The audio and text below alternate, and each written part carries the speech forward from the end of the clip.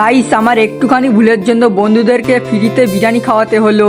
হ্যাঁ, তোমরা তো জানো কদিন আগে মাধ্যমিক পরীক্ষা হয়েছে, সেখানে আমার দুটো বন্ধু পাস করেছে। ওরা ভর্তি হবে তাই আমাকেও সাথে করে নিয়ে আসলো। আমার তো এত রোদে ভালো লাগছে না, তাই আমি বাইরে এসে দোকান থেকে ঠান্ডা কিনে খেতে লাগলাম। হঠাৎ দেখি বন্ধুরা ভর্তি হয়ে চলে আসছে। ওরা আসলেই আমরা রাতের বেলা চলে গিয়েছিলাম বিরিয়ানি খেতে, কারণ আমি বলেছিলাম ওদেরকে যে ওরা পাস করলে আমি ওদেরকে বিরিয়ানি খাওয়াবো। কারণ আমি তো জানি যে ওরা কখনো তো পড়ে না পড়ে পরীক্ষা দিলে ওরা তো ফেল করবে। আমি এইটা ভেবে ওদেরকে বলেছিলাম পাস করতে পারলে ওরা বিরিয়ানি খাওয়াবো। হ্যাঁ, ইয়ার্কি মারতে মারতে দেখো গাইস আমাদের বিরিয়ানি চলে আসলো। হ্যাঁ, তারপরে বন্ধুর কাছে আমি চেয়েছিলাম একটা ক্যাম্প পাবো। আমি এখন ক্যাম্পা খাচ্ছি, ওরা বিরিয়ানি খাচ্ছে, ঠিক আছে? ওরা ক্যাম্পা, এটা কি ঠিক কোনো মানা যায়? এরা এক বিরিয়ানি খাচ্ছে 150 টাকা নয় প্লেট, এবার কি?